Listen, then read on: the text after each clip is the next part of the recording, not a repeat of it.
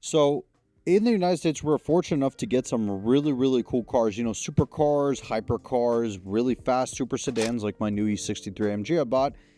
But there has always been some aspect of, I guess you can say, the forbidden fruit. Some cars that we don't get. I see some of the more famous ones is like the R34 GTR, which kind of what we're going to be talking about today tracks in that, because the GTR is now 25 years old, at least the first production year, 99, which means that you can buy an R34 GTR from Japan.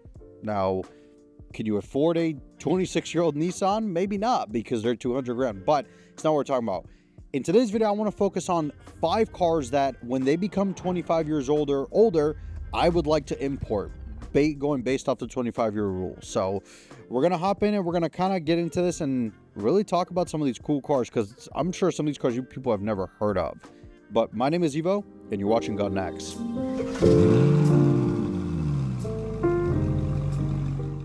In the United States, we have a rule where you have to have a car. If you want to import a car from outside the United States that has never been sold here in the US, it has to go under a few different rules.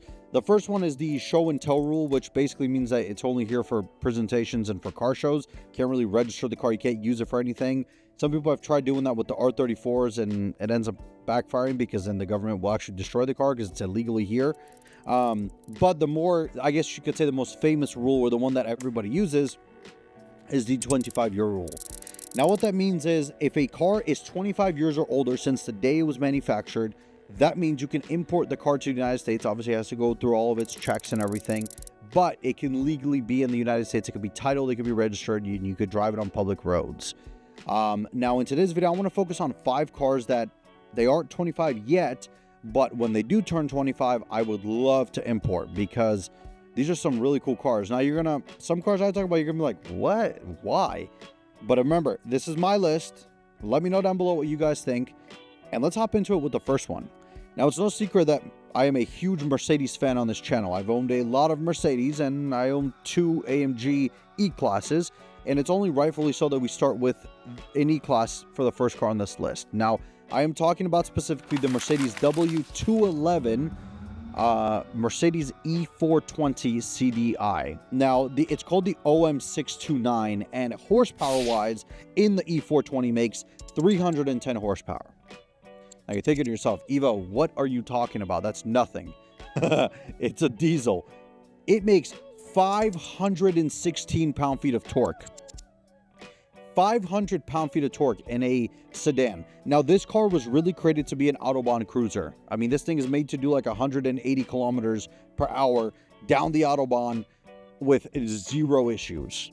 It's got 0 issues to pass people. This thing could probably tow because it's a big enough V8, but we never got in the United States. Now, the second car on the list is another diesel, and I guess you could say SUV, not car. This is the Audi Q7 V12 TDI. This is the only SUV, or the only V12 in the world that is diesel. There are no other ones that are diesel. And I mean, think about this for a second. We just talked about how crazy that is the Mercedes made a V8 diesel. A V12 turbo diesel. That's insane. In a regular commuter SUV. What the heck was Audi thinking? This is a 6-liter, or to be really technical, it's a 5.9-liter twin turbo, I believe, V12. Yes, it is twin turbo. Now, we have 493 horsepower and 738 pound-feet of torque. From a V12 twin turbo diesel, that's insane. This thing is nuts. Wide body SUV with a huge V12, some of the biggest brake rotors and calipers that I've ever seen. This thing is crazy. I mean, it was limited electronically to 170 miles an hour, but imagine doing 200 miles an hour in a Q7, in an Audi Q7 on the Autobahn. That's crazy. And this thing probably gets, actually, maybe not decent gas mileage or decent fuel economy, because it is a V12, but it's just so cool. It's so cool. I know it's probably boring. You know, everybody's trying to say, oh, you import the Skyline and all this. True. But this is crazy. A V12 diesel SUV. When is the last time you've ever seen these? Probably never, because Audi's the only manufacturer that's made it, and they're really stupid rare. I don't know, you guys. That is a cool car. But let's move on to the third thing, which, funny enough, we're going to stick with Audi. So, sticking with Audi, we are going to be talking about the C6 Audi RS6. Now, this is a picture of it here. This is a station wagon with, get this, they built a twin-turbo V10 version of this car, which this is a 5-liter twin-turbo V10 with 580 horsepower and 479 pound-feet of torque. This thing is so sexy. This is insane. I am going to import one of these when they become 25 years old. Now, they are like 2008, 2009, so we have some time to go. Now, for the fourth car on my list, this is one car that I absolutely adore. And actually now I think, actually this year you're able to import it because this is the first year you can with the 25-year rule. This is, and I'm talking about the BMW E38 7 Series. Now, you're thinking to yourself, Evo, they sold E38 7 Series here, both in V8 and V12 form, and that is true. But you know what we didn't get here?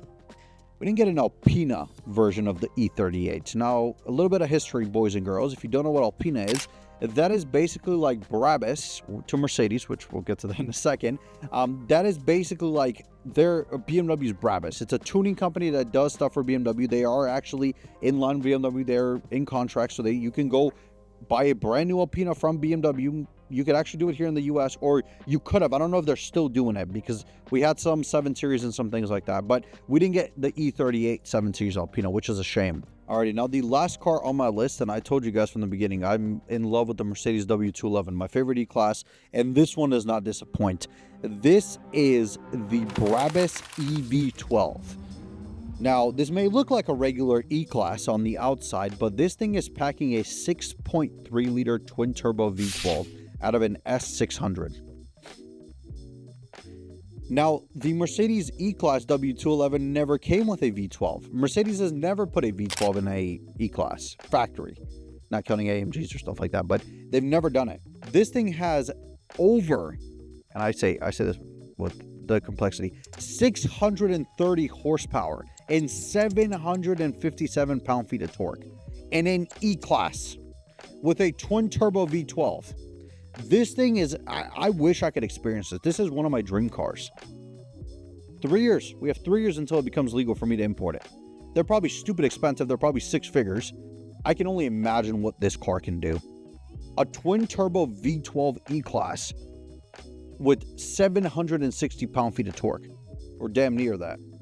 That's insane, but this is my list, and these are some cars that I would love to import, and I will try my damn hardest to import them because I love all these cars, and as you can tell, I like all 3 German brands pretty heavy. So let me know down below, what cars are you importing? There's a lot more. We could do another list because there's a lot more like French, Italian cars that I would love to import here that I just didn't put on this list. But let me know down below what you guys think about my 25-year rule list of cars that I would love to import to the US once they become legal.